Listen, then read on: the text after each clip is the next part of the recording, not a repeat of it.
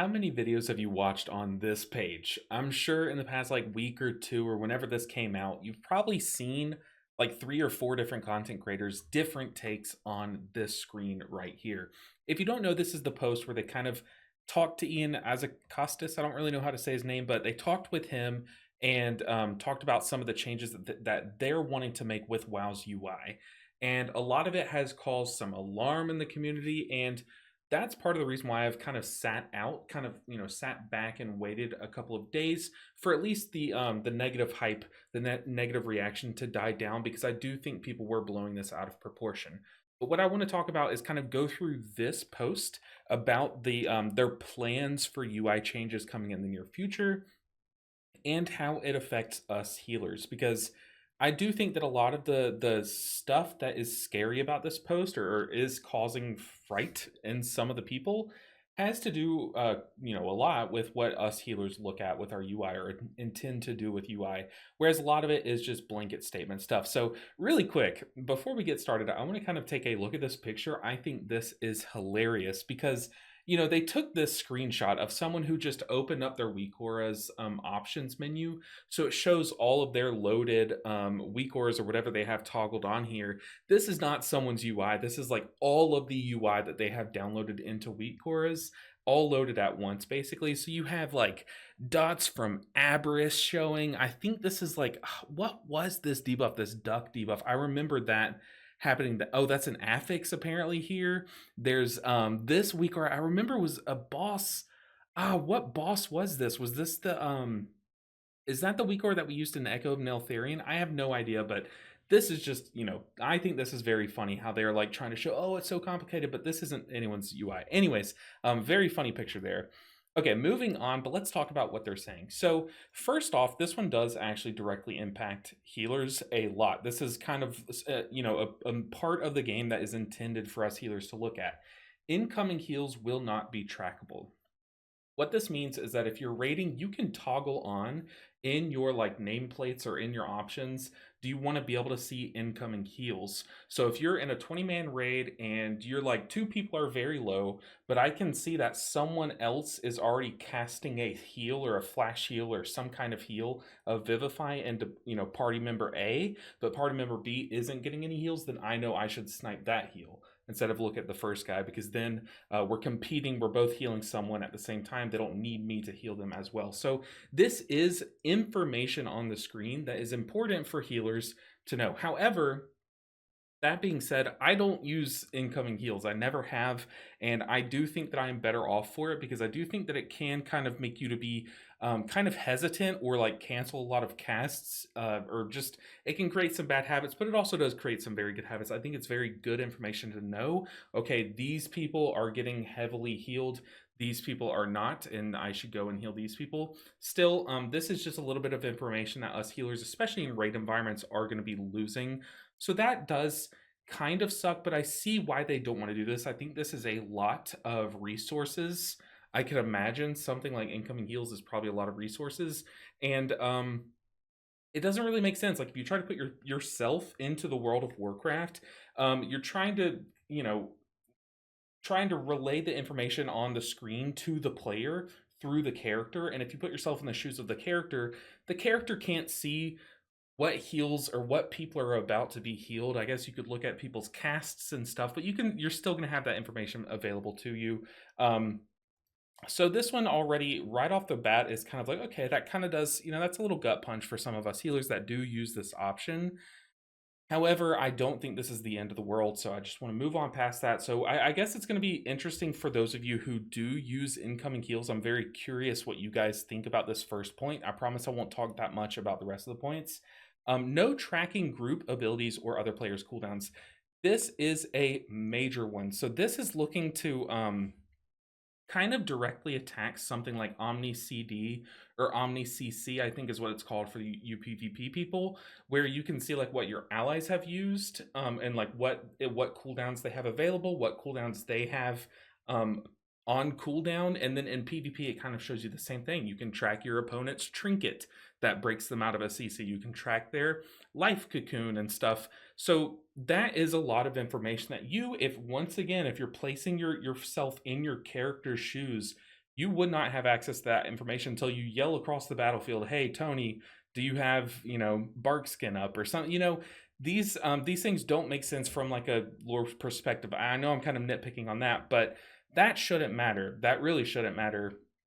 However, this is probably the single biggest point here for us healers, because we react to the information available to us on the screen at any given time. Like if you think of your brain as a computer, we can only access the information that we have visible to us. So that is how much health everyone has, what cooldowns I have, and how much mitigation people have available to them, kind of. So we're constantly calculating that in the moment, whether you like to admit it or not. So not being able to track what abilities your party members have, other players, meaning the opponents in PvP, that's a different story. But not being able to track your allies' defensives and cooldowns for UPI users and stuff, that is going to be rough. However, I do see that this could help, not help, but this could not hurt people as much that are in like organized groups and either like know the exact moment that they're going to all press exactly which defensive and which externals going where and so on and so forth. But when you're pugging, if I'm pugging like a plus 17 Cinder Brew and say I'm on Al Dryer, the first boss, and two people get the debuff, and I see that one of them has their defensive available, the other one is bone dry, like they have no defensives. I, as the healer, know that I should probably Soothing Mist and heal this guy more. Maybe still throw some heals this way, but emphasize this one health bar.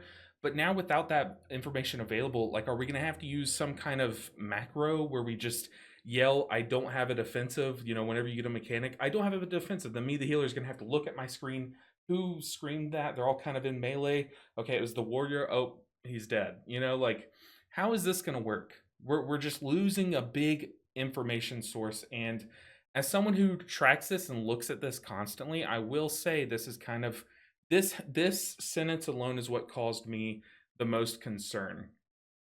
But I think now is a good time in the video to say that this is all kind of like a speculation. This is kind of like them giving us a roadmap of where they are planning on going with their UI changes. So as you know, they've been kind of mimicking a lot of add-ons within their native UI, trying to eliminate our necessity for those add-ons so that we can just use their built-in version. They haven't all been successes. Okay, there's been some swings and some misses. But I think it is very cool because right now, us players are kind of given a blank slate with our UI. We are given literally a blank slate with default UI, and the sky is the actual limit with our add-ons. And those of us who know how to, I say us, I don't mean myself, I don't, but those of us players who know how to make add-ons, know how to make these very complex weak auras, can code and like do all this crazy stuff to like break into the game, get them to tell us some private aura stuff and like give us more information than others have access to. It does create a big disparity in gameplay that has nothing to do with our gameplay. It just directly has to do with the accessibility of the UI that we have to us. So I do like that they're trying to kind of like close the gap a little bit. They're not closing the gap. They're definitely just narrowing the margins of like what a new player starts off with access to, and then what a very advanced in-game raider like has access to, that kind of thing. So I like what they're doing there. Those are kind of the two big healing points, but I guess I can quickly breeze through the rest of these in case you haven't seen this post yet. No tracking specialized buffs or debuffs. These should be built into the default UI. I agree. I think default UI, if we're all going to be, 10 years from now, we're all going to be using default UI instead of Cell and Grid 2 and ElvUI, we should see who has what dots on them on our default UI. I agree. So as long as they deliver on this end, I don't think this is going to be a problem. But if they do not deliver, and if the default UI is just, very lackluster, if they ever do make us full swap to default UI, which I don't know if they're ever going to do, but just in case, like I'm trying to talk the extremes here, just in case that does happen.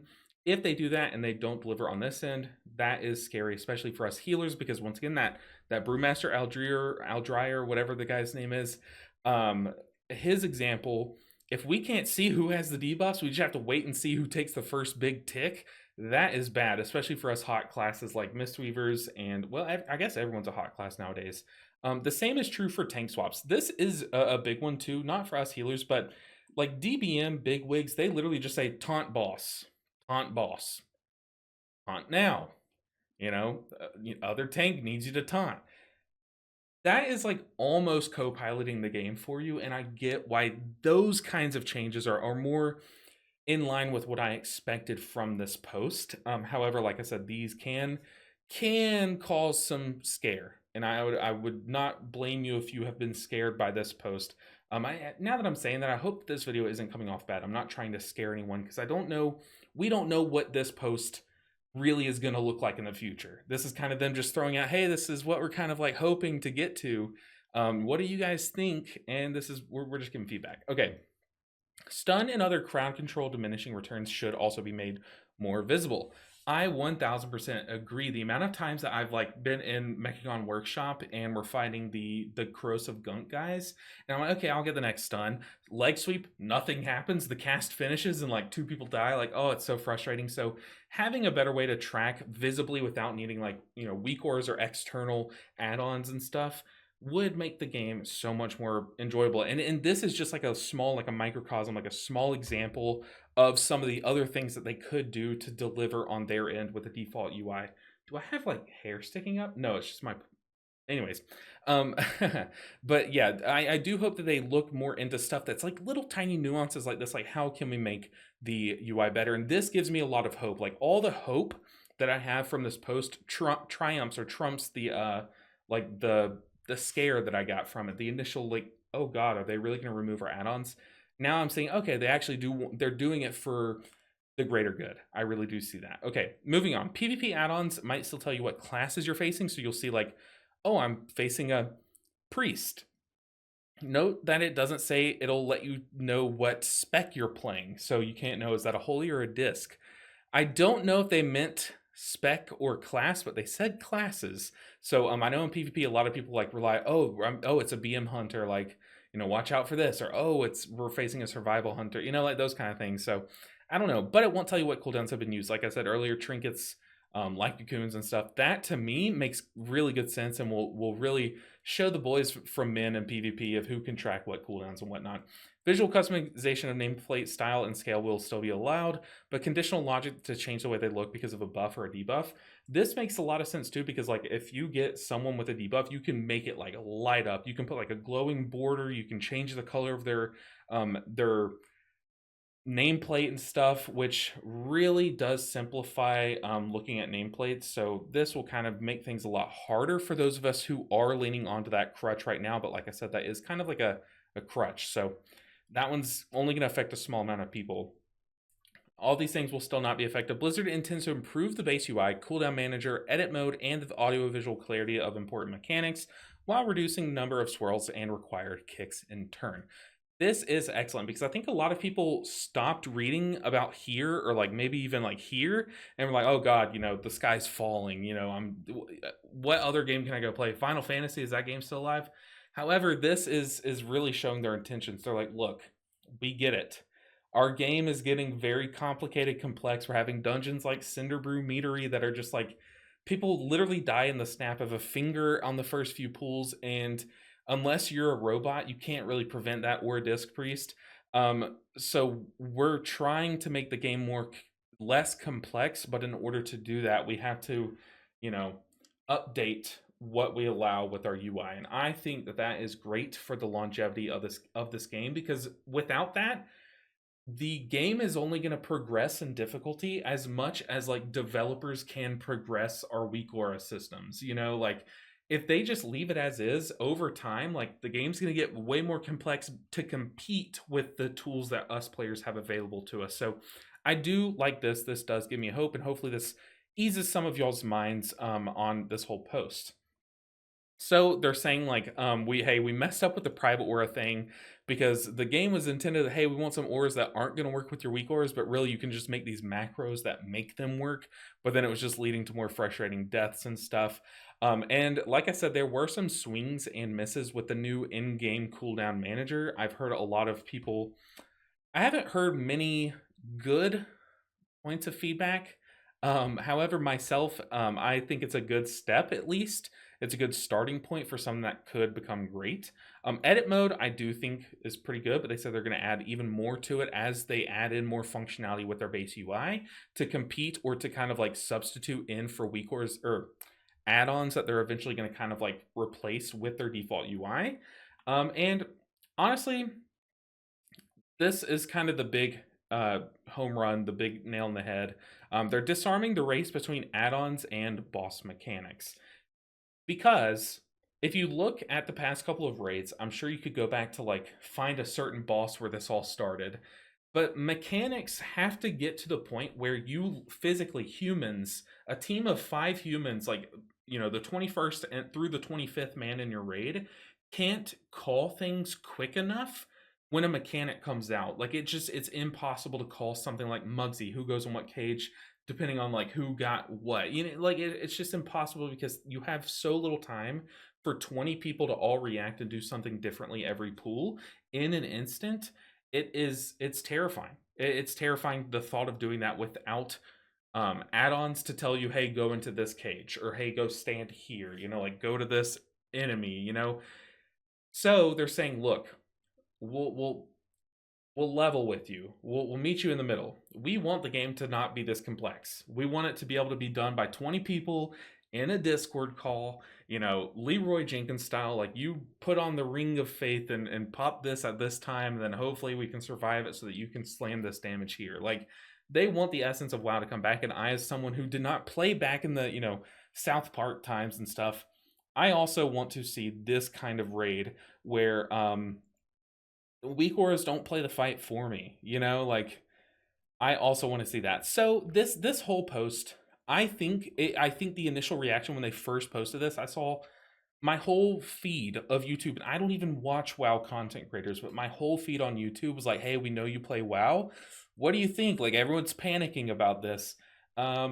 But no, I do think they're doing some things for the long term benefit of us players and for themselves, sure. But mostly, I think all of this was with us players in mind. And as a healer, some of it does make me nervous, especially for those of you that use incoming heals, but especially for no tracking group abilities and other players' cooldowns. I don't care about PI. You can just make a WeakCore that shouts PI me when you pop your cooldowns. Go for it. But if we're resorting to in pug groups DPS putting a macro out that yells like, I don't have a defensive, I don't have a defensive, no defensive, no defensive, and then I have to see who's yelling that, see the health bar, and then start healing it because I don't, that to me is the one thing that I'm like worried about. Unless they are planning on implementing a like some kind of default UI version of Omni CD, then that would be okay. But I'm just like, I'm nervous as someone who pug heals what that's going to look like for us. So that is kind of like my one biggest downside is just what's going to happen to something like Omni CD. And maybe they've already, talked about that in some posts comments somewhere, and I just haven't seen that yet. But that is kind of also why I wanted to make this video, because one, so I've had a lot of people ask me, what do I think about this post? Even some guildies were like, hey, are you going to make a video about this? And I think that a lot of people were panicking when they first saw it, and they know I am someone who does not panic, and I am someone who kind of like trusts what Blizzard is doing, most of the time. So they wanted to hear my take on it, and I don't think it's cause for panic. However, I think this is cause for concern, which is fine. I think that's okay. That's what like feedback is for, and that's what this video is for. So if you're watching, if you watch this far, make sure and leave all of your feedback, all of your comments about this post and my takes on it. Like, did I read something wrong, for example, that could have happened? Leave all that in the comments below, because I'm very interested to see what you guys, I can't speak, but I'm interested to see what you guys have to say about this. But guys, thank you so much for watching this video. I'm excited for what this means for the future of WoW, and I am a little apprehensive, but still excited about what this means for the future of healing, because a lot of things are going to get simplified on the game end to reduce our blood pressure, and I am okay with less information being delivered to me in order to put up with that lesser mechanic. So guys, thank you so much for watching. I'll see you guys in the next video. Until then, take care, guys.